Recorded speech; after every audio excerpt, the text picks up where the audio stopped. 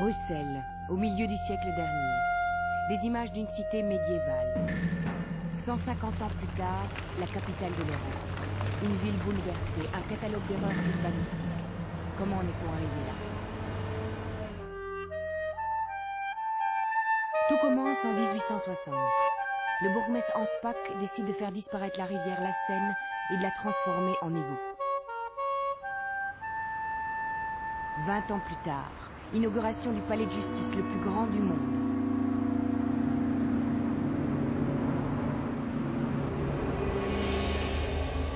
Dans le quartier des Marolles, le mot architecte est devenu une insulte.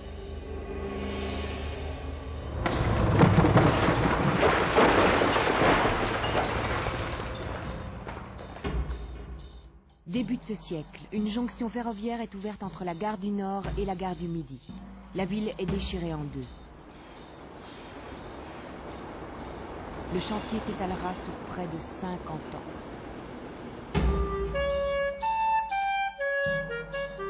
1958. L'exposition universelle va s'ouvrir. La ville subit une nouvelle série de chocs. Le creusement des tunnels et de la petite ceinture, le triomphe des parkings. La ville se consacre entièrement à la voiture et au bureau.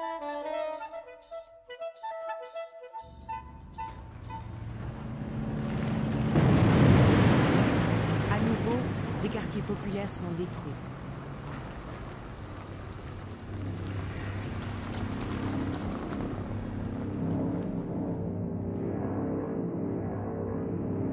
Les politiciens et les promoteurs ne cachent pas leur fascination pour New York. En 1974, le quartier nord est rasé pour faire place à un nouveau rêve. Nous ne voulons pas construire des blocs de béton, il faut tâcher de donner une âme et une vie à ces quartiers. C'est ça vraiment l'objectif que je poursuis.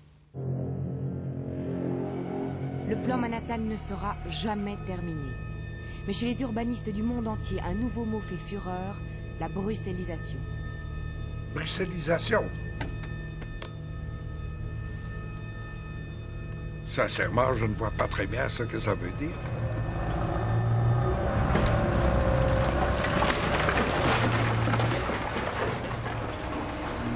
Aujourd'hui encore, Bruxelles subit l'implantation sauvage d'un gigantesque Parlement européen. Quelles sont les forces qui, depuis 150 ans, poussent la ville à se détruire elle-même?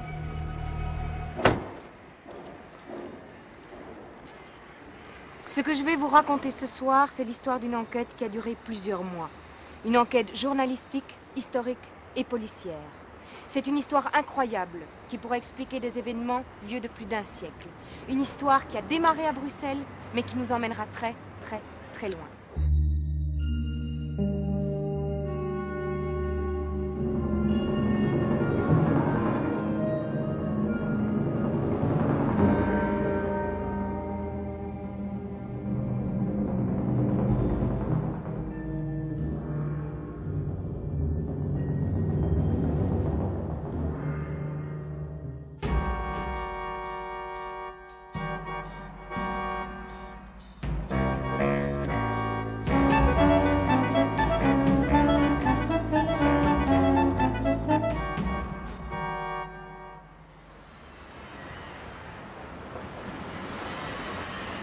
Premier fait troublant, l'abandon des travaux du métro en dessous de la place Louise, en plein cœur de la ville. Il existe bien un premier niveau qui fonctionne normalement, mais ce que peu de Bruxellois savent, c'est qu'il existe un second niveau.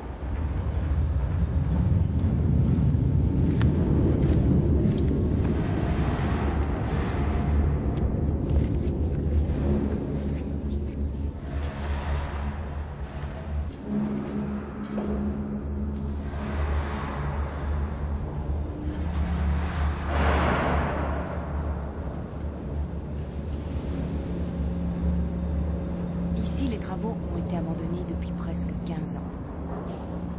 Nous avons commencé ceci en 1979 et nous l'avons terminé fin 81 environ. Vous pouvez me dire pourquoi ils ont été interrompus?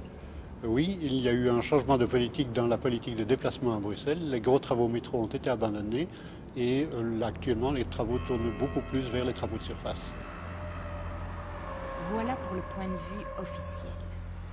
Mais nous avons retrouvé un ouvrier du chantier. Son explication est assez différente.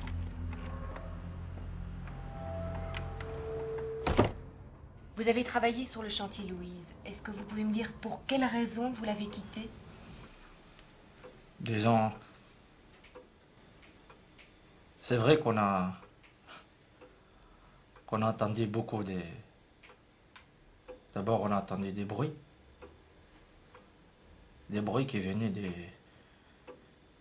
de partout, quoi. Vous m'aviez dit que vous aviez entendu des voix.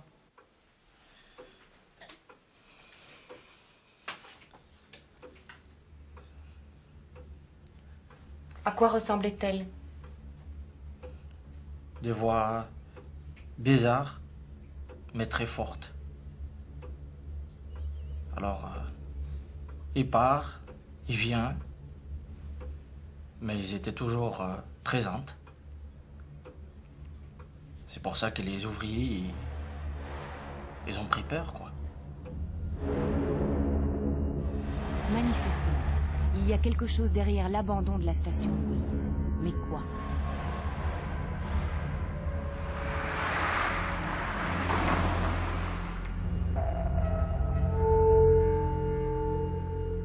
Y a-t-il une logique cachée derrière tous ces chantiers absurdes? Logique.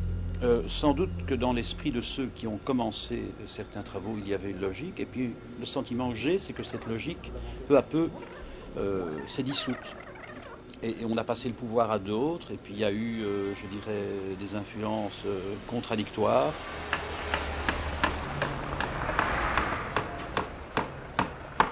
Je vous vois venir. Je parie que vous allez me parler de Bruxelles. Quoi? Bruxelles. C'est quoi ça? Enfin, mademoiselle, quantité de gens viennent me parler de Bruxelles en disant, vous l'historien, vous avez dû connaître Bruxelles. Et ça fait 40 ans que je m'occupe de Bruxelles. Et Bruxelles est une espèce de cité imaginaire comme ça. Et un tas de gens croient qu'elle a vraiment existé. Et on me casse les pieds avec ça, mademoiselle. Et c'est un mythe, c'est une histoire de fou. Et c'est une légende ou bien c'est quelque chose qui s'avère... Davantage qu'une légende, c'est une conviction chez certains Bruxellois, et pas des imbéciles tous, ils y croient. Légende ou pas, ça mériterait qu'on s'y intéresse d'un peu plus près.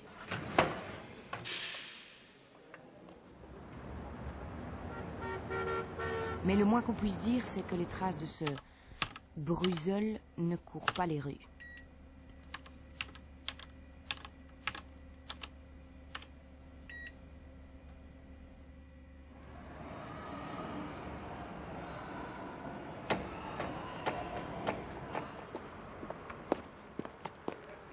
C'est aux archives de la ville de Bruxelles que j'ai trouvé une première trace de ce Bruxelles.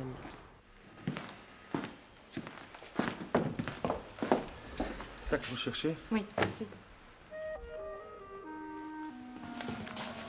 C'était dans un magazine des années 30.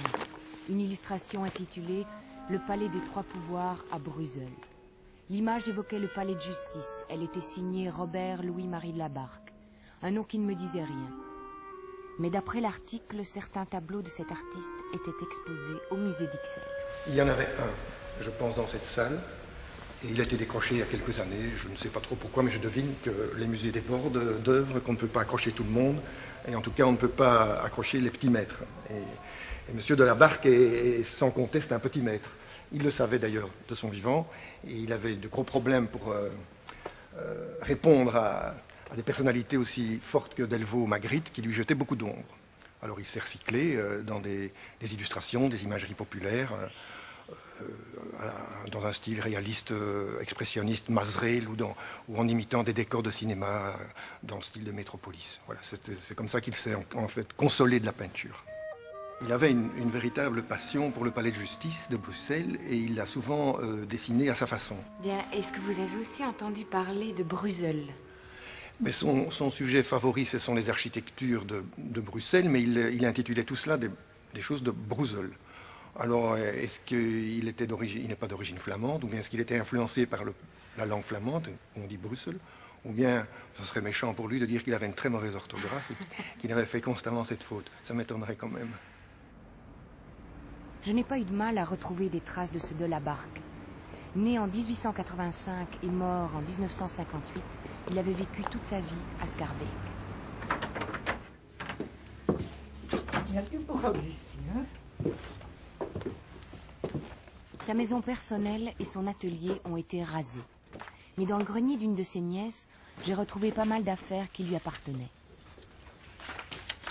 Il y avait notamment de nombreux documents sur le palais de justice.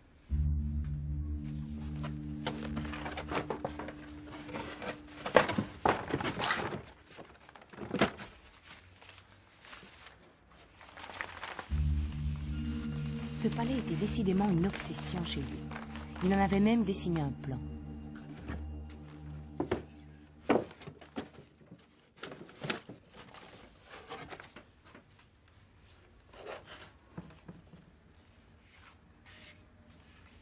Dans ses albums de photos, on le voit faire des croquis sur les chantiers de la jonction Nord-Midi. À l'époque, c'était le plus grand chantier de la ville.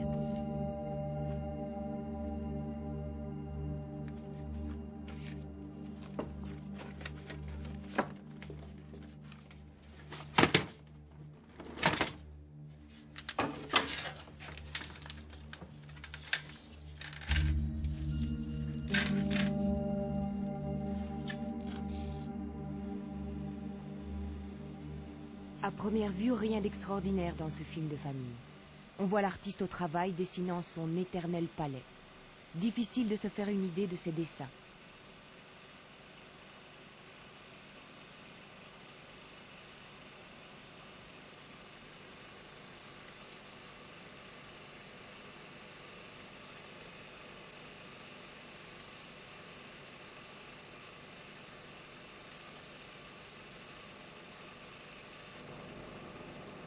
Je voulais savoir ce que Delabarque pouvait bien raconter, et je me suis livrée à une petite expérience. J'ai montré le film à une personne capable de lire sur les lèvres.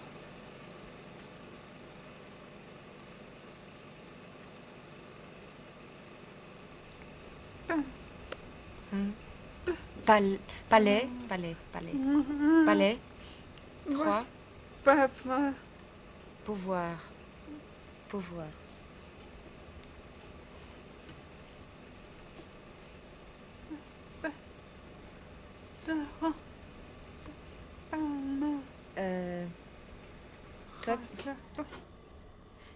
Toi, tu vas chercher. Oui. Découvrir, chercher. Oui. Le secret dans architecte. Poulard. Ah oui. Lui, il va chercher Delabarque, il va chercher le secret dans le palais. Okay. Voici à peu près ce que Delabarque dit à ses enfants. Il y a dans ce palais quelque chose que personne ne peut connaître, mais que moi j'ai découvert. Un jour, nous irons ensemble dans le palais des trois pouvoirs et je vous montrerai de quoi il s'agit.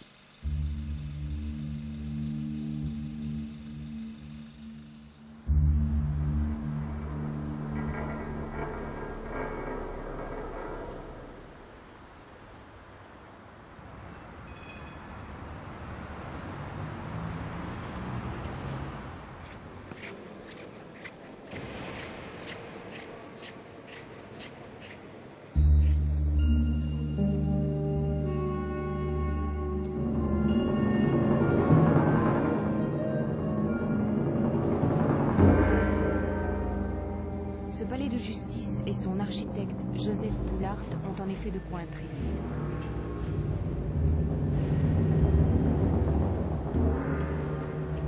Le palais, qu'on voulait le plus grand du monde, a d'abord fait l'objet d'un concours.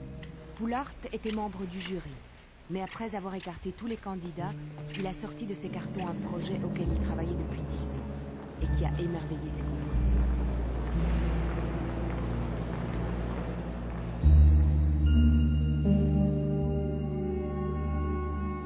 La construction du palais s'est étalée sur plus de 20 ans et a vidé les caisses de l'État. Poulard n'a jamais vu le palais terminé, il est mort en 1879, 4 ans avant l'achèvement des travaux. On dit qu'il était devenu fou.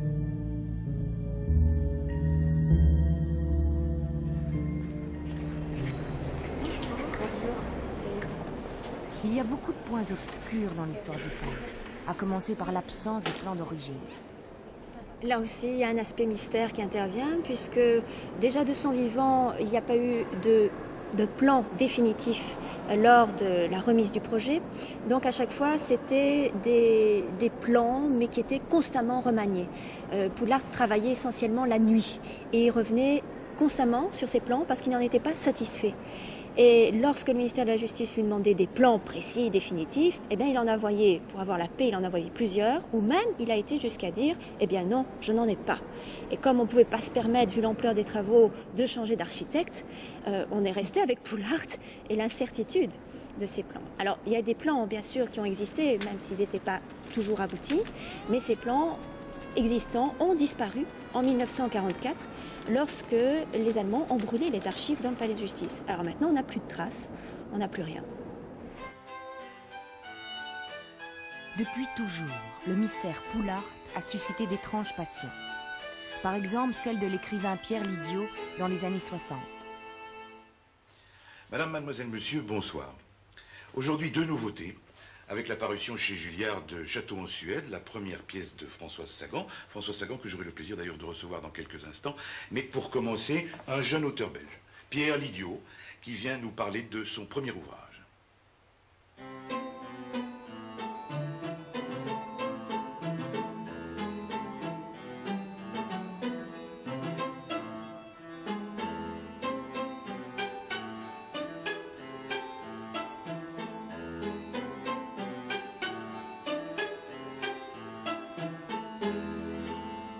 Bonsoir. Bonsoir. Vous venez de publier aux éditions du Passage le dossier B, un livre inclassable, où le palais de justice et son architecte Poulart ont des rôles essentiels. Alors, pourquoi cet intérêt pour ce bâtiment démesuré et, disons-le, finalement, d'assez mauvais goût? Le palais de justice n'est pas du tout de mauvais goût, au moins à mon avis. Le bourgmestre Anspach, il y a à peu près 100 ans, disait « Ce monument sera le plus beau, pour ne pas dire le seul, de tout le 19e siècle ». Anspach avait même souhaité que la dépense soit la plus élevée possible, pour qu'on ne puisse pas reprocher à la ville de Bruxelles d'avoir péché par mesquinerie. Oui, sur ce plan-là, on peut dire qu'il a été exaucé. Mais qu'est-ce qui, aujourd'hui, en 1960, vous paraît encore actuel dans ce palais de justice? C'est une œuvre ésotérique, je dirais même initiatique. Bon, chacun sait que Poulart était franc-maçon. Mais bon, le palais, c'est évident, est constellé de signes maçonniques, de symboles, de chiffres. Mais tout cela, voyez-vous, ce n'est à mon avis qu'une sorte de façade, de couverture. La vérité, c'est que Poulart était obsédé par la notion de passage. Je ne sais pas si nos téléspectateurs pourront vous suivre sur ce terrain. Évidemment. Je sais que cette interprétation dérange. Pourtant, les preuves sont là, irréfutables. Pensez au fait que Poulart refusait de montrer les plans du palais, que lorsque les parlementaires insistaient pour les avoir, il les inondait de dessins de toutes sortes, contradictoires. En réalité, le palais de justice avait un but secret. Poulart voulait relier la ville de Bruxelles à une ville parallèle à laquelle il croyait, Bruxelles, et c'est la recherche de ce passage qui explique les appuis très haut placés dont il a bénéficié pendant toute la construction. Oui, oui. Et ce passage, où se situerait-il? Je ne vais pas l'expliquer comme cela devant vos caméras, alors que j'ai mis 268 pages dans mon livre à faire sentir toute la complexité de ce dossier. Je crois que les recherches seront encore longues, le travail est complexe si on veut approcher... Nous n'en doutons pas. En tout cas, merci Pierre Lidiot. Et je rappelle le titre de votre livre, le dossier B.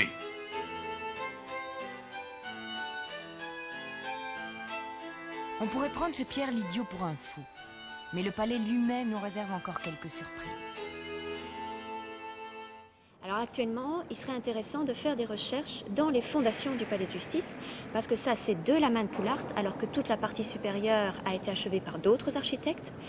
Et il semblerait que dans ces fondations, on ait les éléments d'un labyrinthe, donc d'un parcours initiatique franc-maçon.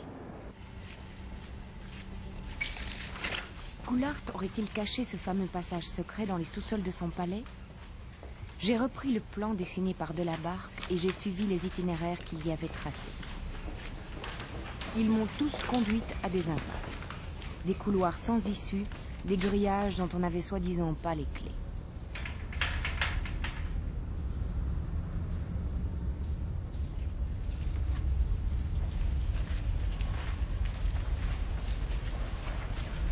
Des escaliers entiers ont été murés.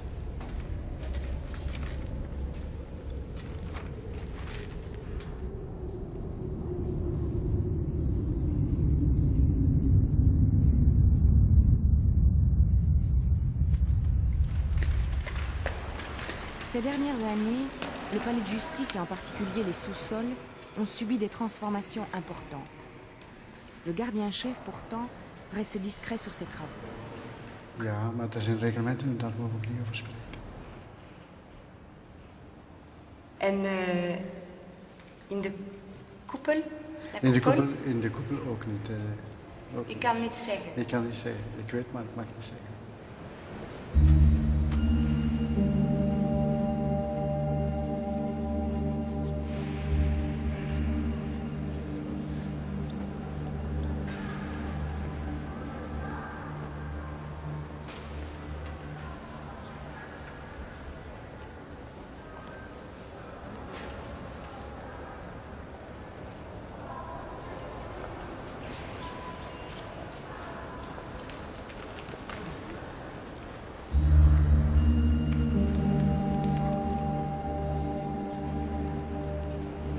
Les lieux que j'ai traversés dans le palais de justice avec les plans de Delabarque correspondent à des photos de Pierre Lidiot vues dans l'émission littéraire Le Temps et les œuvres.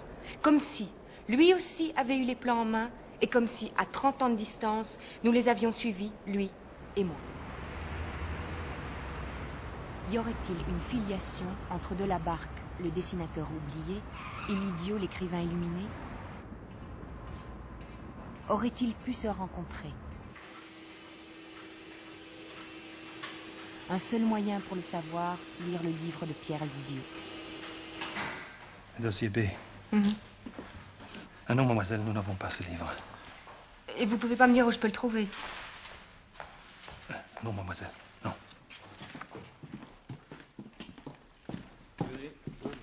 Le livre de Pierre Lidiot est devenu introuvable. Son éditeur a fait faillite, l'auteur aurait disparu.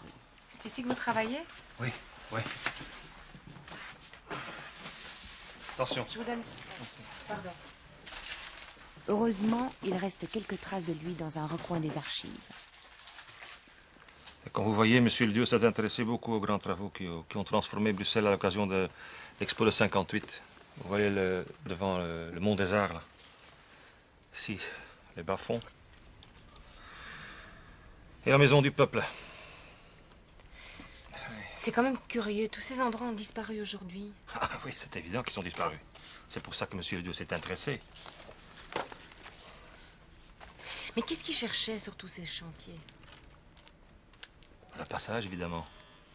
D'abord, il fallait le trouver au palais de justice, et puis après, il s'est mis dans la tête qu'il y avait encore des autres endroits dans la ville. C'est pour ça qu'il a commencé son film. Quel film?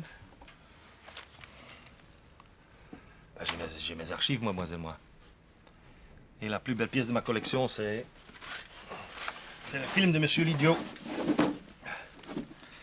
Qu'il a commencé à tourner, mais il n'a pas pu la terminer. C'est avec une bobine.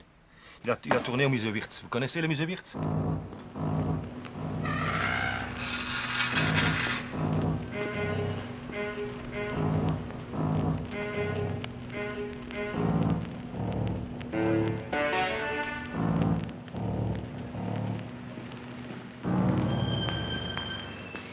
De tous les artistes incompris qui ont vécu à Bruxelles, Antoine Wirtz, né en 1806, mort en 1865, est l'une des figures les plus remarquables, les plus singulières. Wirtz arrive à Bruxelles en 1845, déçu par l'accueil réservé à ses toiles à Paris. Un de ses tableaux a fini comme l'eau dans une tombola. Et très vite, bien qu'anarchiste, il parvient à obtenir du ministre de l'Intérieur, Charles Rogier, la construction d'un immense atelier fait pour lui. Haut de près de 13 mètres, atelier où vont pouvoir s'inscrire toutes ses compositions. échange, en contrepartie, il lègue à l'État par avance toute son œuvre peinte. Baudelaire se moque de lui, Baudelaire le détestait et dit « Qu'est-ce que la Belgique va pouvoir faire de tout ça ?»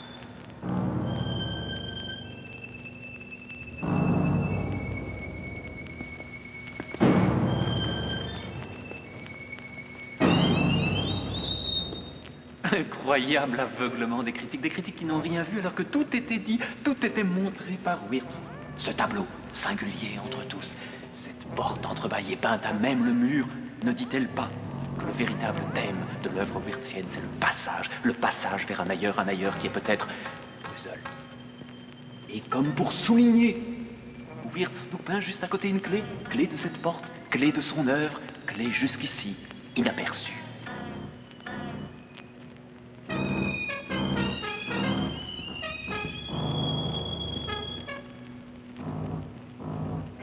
Allons, Bruxelles, lève-toi.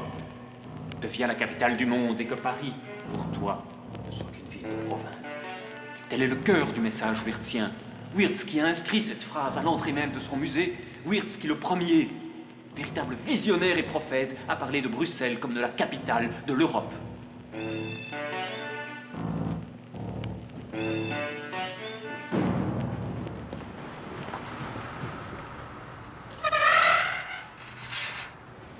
Bruxelles, capitale de l'Europe.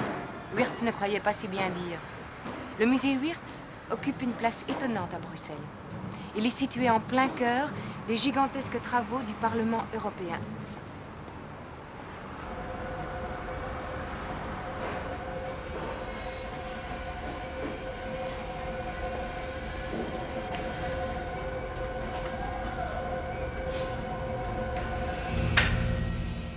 Quand nous sommes retournés voir le bibliothécaire Henri Van de Belle, il a brusquement changé d'attitude. Monsieur, c'est juste quelques questions.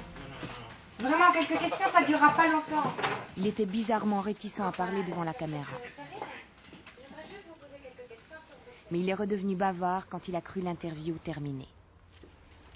C'est quand même incroyable ce musée Wiertz qui est comme ça debout au milieu des gigantesques travaux. C'est évident. Wiertz fait partie de la secte. Poulart aussi d'ailleurs. Je crois même que ces deux-là étaient les membres fondateurs de la secte. Quelle secte? Vous ne savez pas? C'est la secte qui croit à l'existence d'une deuxième ville, parallèle à celle de Bruxelles. Je ne comprends pas. Ben, c'est comme s'il y avait deux villes, et l'un est ancré dans l'autre. C'est comme le reflet d'un miroir. Un reflet vivant, quoi. Vous comprenez? Vous y croyez, vous, à toute cette histoire? C'est pas n'importe quelle histoire, mademoiselle. Il y a des travaux là-dessus. Il y a eu le bouquin de James Welch. Et puis, moi-même, j'ai fait mes recherches. Ça fait des années que je fouille dans la ville, à toute la direction. Mais jusqu'ici, j'ai... Vous filmez ça? Il faut pas filmer. Il faut pas filmer ça.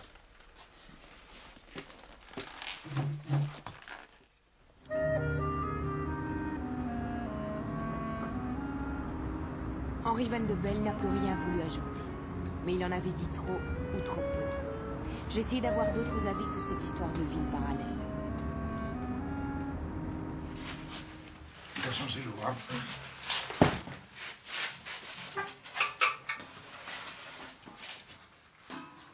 J'ai pris contact avec Christian van der Velde, l'explorateur des sous-sols bruxellois.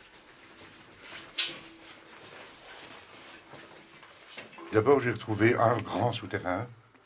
Et puis, j'ai commencé à chercher rue par rue, maison par maison, cave par cave, en vérifiant s'il y avait une entrée de souterrain, s'il n'y avait pas d'entrée de souterrain. Et c'est comme ça que j'ai retrouvé 41 km de souterrain et pratiquement 74 entrées et 101 sites inconnus. Certains souterrains ont eu 4 époques de construction. Et quand on y va la première fois, on ne comprend pas très bien pourquoi il y a des briques dites espagnoles, des briques de 1700, des briques modernes. Et tout ça mélangé l'un dans l'autre, c'est parfois compliqué. Est-ce que vous croyez que ces souterrains pourraient mener à des passages secrets? Ah, sûrement. Sûrement. Oui. Et vous croyez que ces passages secrets pourraient mener à une ville parallèle? Ça, c'est... c'est quand même relativement... c'est difficile à dire.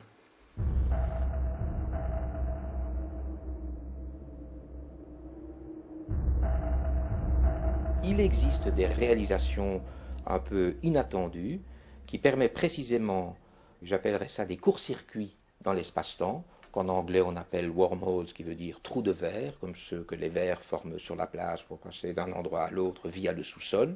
Eh bien, c'est un peu ça qui se passe dans l'espace-temps. Il existe des solutions mathématiques des équations d'Einstein, donc qui existent dans la théorie, qui permettent des courts-circuits qui eux-mêmes permettraient dans l'espace-temps de passer d'un endroit de l'espace-temps à l'autre, endroits qui nous semblent et qui sont spatialement très éloignés l'un de l'autre.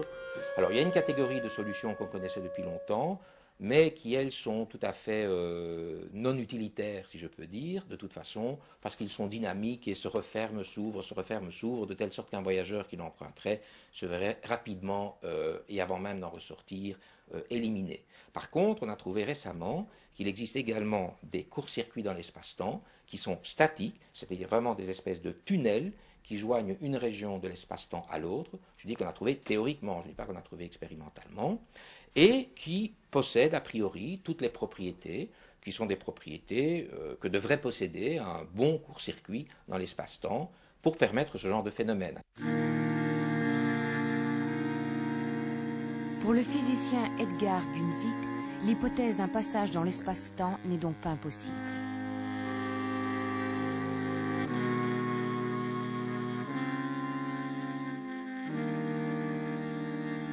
L'historien anglais James Wells va encore plus loin. Son livre « Shadows in the Night, a Secret Society in Belgium » n'a pas encore été traduit en français. Il pourrait s'intituler « Ombre dans la nuit, une société secrète en Belgique ».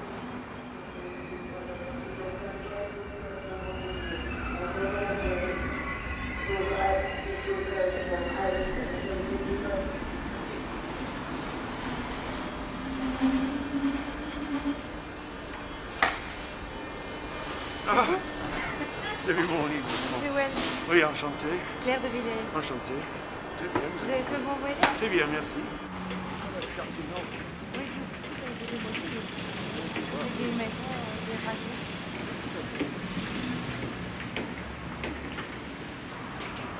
Personnellement, je ne sais pas si Brussels a vraiment existé et ma profession d'historien ne me permet pas de donner un avis à ce sujet. Mais ce qui est certain, en toute objectivité scientifique, c'est que la secte de Brussels a bien existé. Bon, la plupart des documents ont été dissimulés ou détruits, mais quelques traces en sont restées, surtout dans les lettres. Mais des lettres de qui? Qui faisait partie de cette secte? Poulart, Swirt, c'est ça? Oui, mais ils n'étaient pas les seuls à faire référence à Brussels pour rêver leur ville idéale. Un nombre croissant de personnalités ont cru à l'existence de cette ville parallèle. Ou en tout cas, ont fait référence pour guider leur action. Leur but commun poursuivi fut la grandeur de Bruxelles.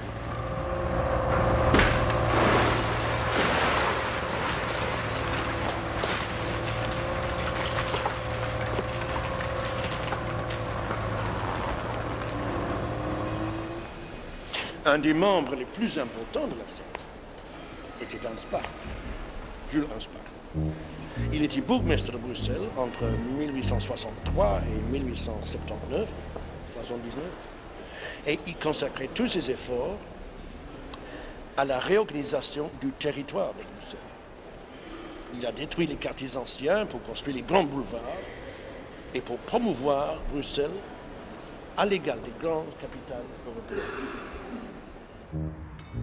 D'après James Wells, Bruxelles serait parsemée de statues des membres les plus influents de la secte.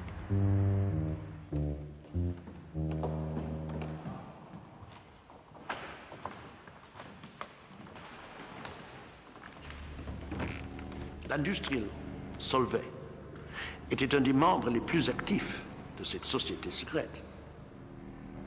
Pourquoi les congrès de physique Solvay avaient-ils tous lieu à Bruxelles, à l'Hôtel Métropole? Parce que Solvay lui-même croyait à l'existence de Bruxelles.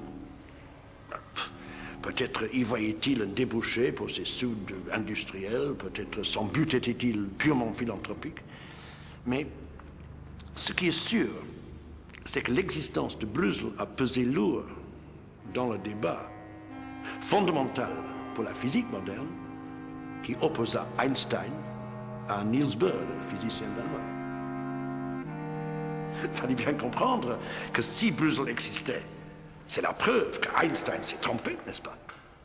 La fameuse théorie de la complémentarité de Niels Bohr en a fait un double sens. Au-delà des quanta, il s'agissait d'une complémentarité entre notre monde et celui qu'on appelle cités obscures. Effectivement, pour être obscur, c'est obscur. À mon avis, Solvay est l'un des pivots de toute l'affaire. Voilà. Pourquoi ce grand capitaliste a-t-il payé discrètement la construction de la maison du peuple de Horta, un des hauts lieux du socialisme le plus radical? Pourquoi a-t-il favorisé la construction également par Horta de l'hôtel Cassel, ainsi que de sa propre maison? Parce que Horta lui-même faisait partie de la secte. Victor Horta, grand admirateur du palais de justice, avait des idées très claires et très modernes sur ce que devait devenir Bruxelles. Quant à cette bibliothèque Solvay, restée à l'abandon si longtemps, elle était, à mon avis, destinée à être le lieu de réunion de la secte et à centraliser les informations et les images de Bruegel.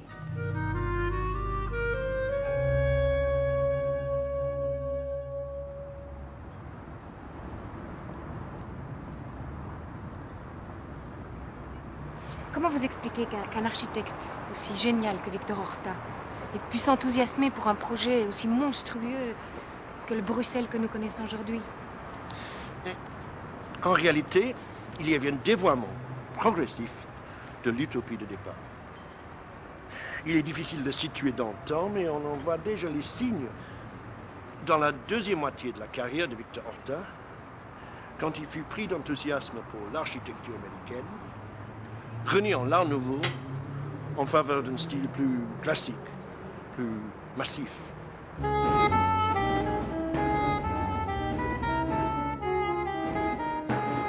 D'après Wells, l'idéal de la secte a peu à peu dégénéré. L'utopie de Bruegel est devenue un prétexte pour toutes les spéculations. Les entrepreneurs et les politiciens ont remplacé les artistes, sentant bien le profit qu'il y avait à tirer de cette idée.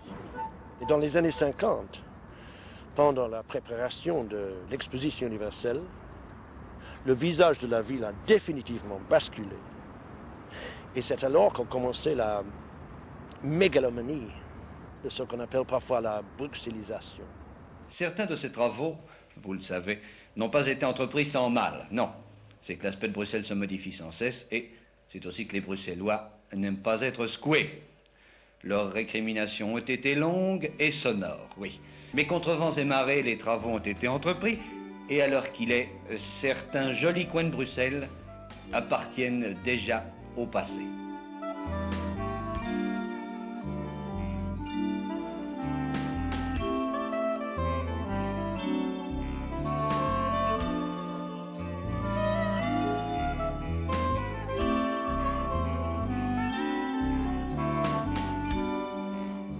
Le monde des arts a été détruit, ses arbres abattus, et on a construit des tunnels, des parkings et des grands axes routiers.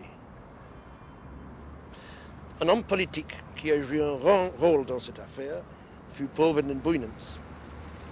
Il était Premier ministre, mais est-ce que vous savez qu'il a commencé sa carrière en 1958 comme commissaire de l'exposition universelle?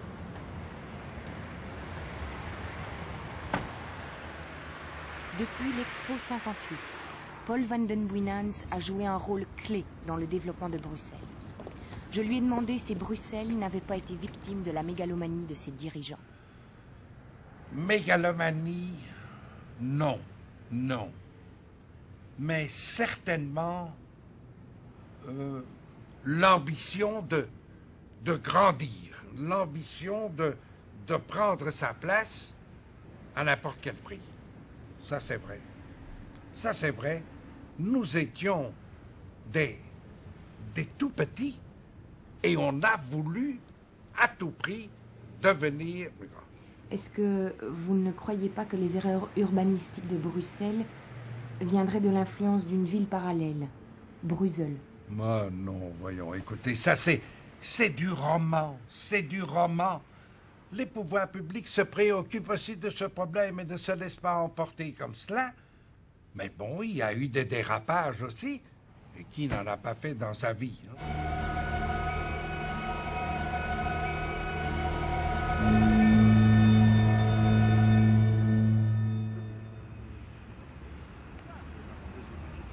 Un ami proche de Van den Boeynants, le promoteur Charlie Depot, a été à l'origine du fameux plan Manhattan et de la destruction du quartier nord. Nous avons voulu être en correspondance avec New York. New York a une tour de 400 mètres de haut. En Belgique, nous ne pouvions pas à cause de Zaventem.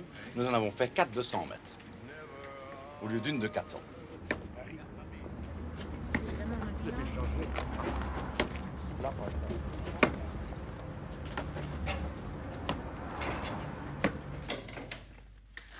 Oui, Bruxelles a fait un boom extraordinaire, n'est-ce pas? En 20 ans.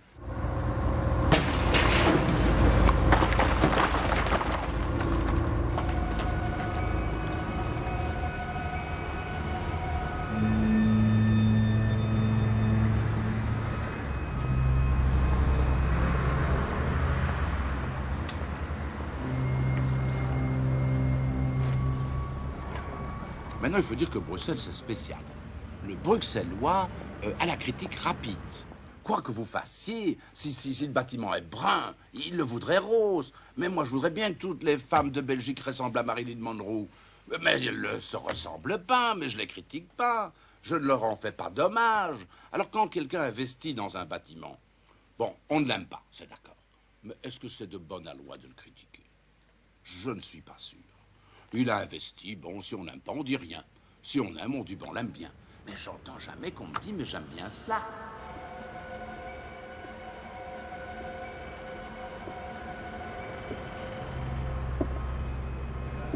Le plan Manhattan n'est qu'un aspect de ce dévoiement. Après, ils ont commencé à détruire les œuvres même des initiateurs de la secte, comme la Maison du Peuple de Horta. Peut-être pour faire disparaître les emplacements supposés de ce fameux passage vers Bruxelles.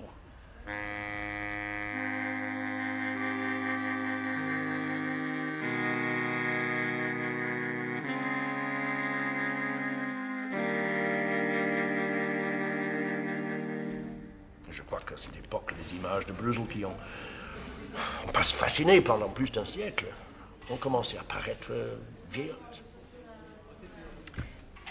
J'ai vraiment du mal à croire que tous ces événements soient liés à la secte Bruxelles.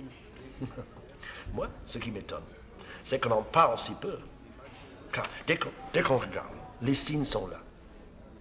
Pensez à ces événements curieux qui se sont passés ces dernières années. L'enlèvement de Van den Boeynants, l'enlèvement du bourgmestre Kudel. Tous les deux étaient liés aux transformations de Bruxelles. Et à leur retour, le moins qu'on puisse dire, c'est que leurs explications ont paru, ont laissé certains sceptiques. Ne serait-il pas passé par Bruxelles? Journal télévisé du 15 février 89. Il a raconté son odyssée. Il n'a pas révélé grand-chose sur les circonstances et les conditions du versement de la rançon, mais les retrouvailles... Libéré après un mois d'enlèvement, Paul Van den Boeynants donne une conférence de presse. Mesdames, Messieurs, je voudrais d'abord vous dire combien je suis heureux de vous retrouver et je ne sais pas d'où je viens, mais je viens de loin.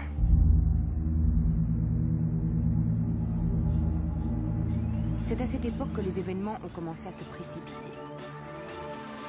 Ainsi, le 20 novembre 1993, un cambriolage pour le moins mystérieux la nuit dernière à Bruxelles. Des inconnus se sont introduits dans les locaux de l'une des plus anciennes associations de défense du patrimoine, les archives d'architecture moderne. Fait troublant, les cambrioleurs ne paraissaient pas seulement intéressés par l'argent ou par le matériel. Éric Bévert. Cela ressemble à un cambriolage classique. Entrée par le soupirail, fil du téléphone arraché, bureau fouillé de fond en comble. Pourtant, pour les membres de l'association, on n'est pas venu ici uniquement pour l'argent. Détail troublant, en effet, certaines pièces n'ont même pas été visitées et les voleurs se sont apparemment montrés plus intéressés par les dossiers que par les livres anciens de valeur. Alors, vandalisme, vengeance ou bien même mesure d'intimidation? Je me suis rendue une nouvelle fois aux archives de la ville de Bruxelles. Je voulais interroger Henri Van de Belle sur les événements récents. Et c'est alors que ses collègues m'ont informé qu'il n'était pas venu à son travail depuis plusieurs jours.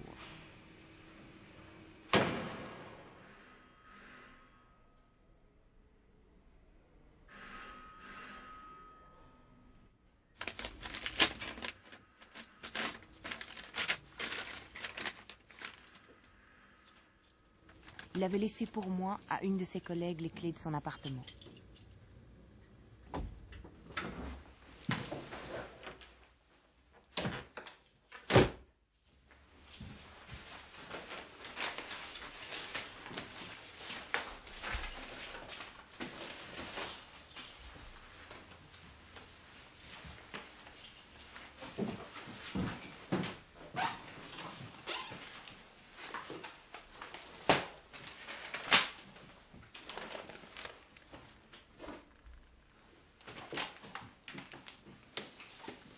Sous un désordre apparent, Henri Van de Belle m'avait laissé des signes clairs. Le palais de justice ou le palais des trois pouvoirs n'était pas loin.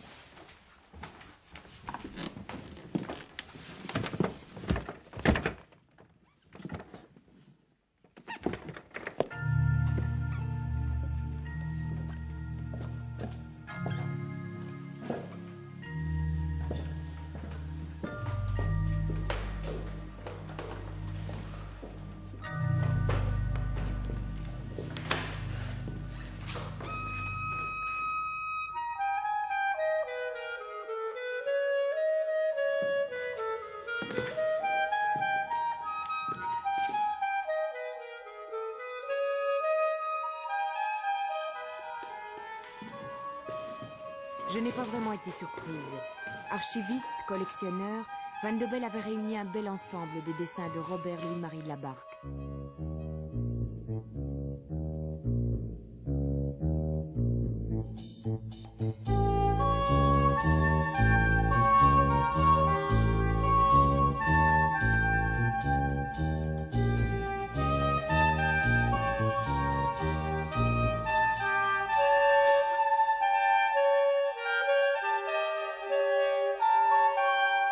J'avais l'impression de parcourir le vrai Bruxelles. On comprend que ces images aient pu fasciner.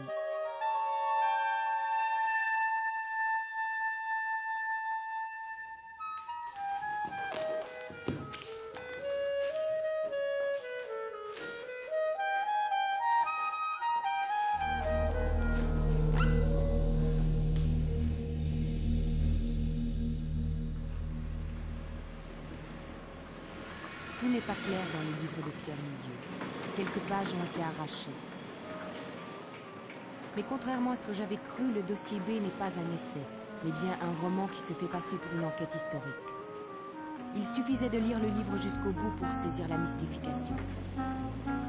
L'idiot écrit « Un jour peut-être la recherche effrénée de Bruxelles dans les entrailles de Bruxelles deviendra-t-elle inutile. Il ne servira plus à rien de détruire Bruxelles pour y chercher des traces de Bruxelles, car les deux villes en seront arrivées au point où elles coïncident. Elles se seront entremêlées, se ressemblant à tel point qu'il sera devenu impossible de les distinguer.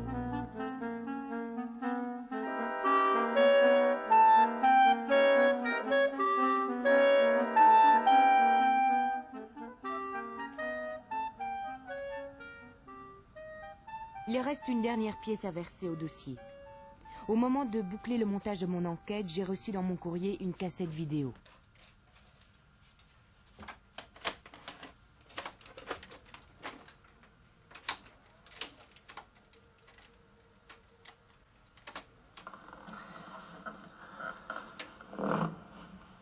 Bonjour Claire. Je peux vous appeler Claire maintenant, n'est-ce pas? Depuis que vous êtes venue chez moi. On se connaît un peu, n'est-ce pas?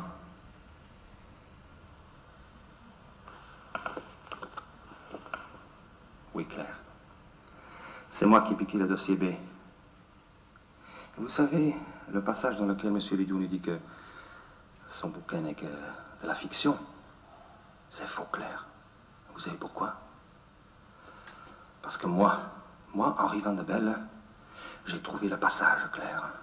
Après tant d'années de recherche, je l'ai trouvé. Et vous savez, c'est marqué dans le bouquin.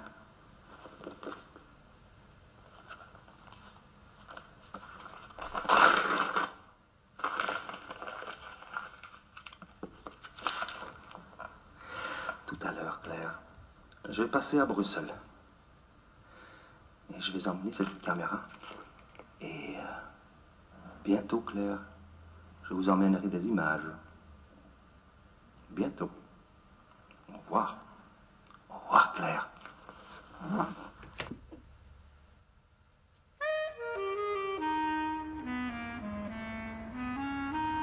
Henri Van de Belle n'a plus jamais donné signe de vie. Mais il reste une certitude. La ville que l'idiot, de la barque et les autres avaient imaginée dans leurs rêves, puis leurs cauchemars, cette ville existe bel et bien. Bruxelles a rejoint son reflet.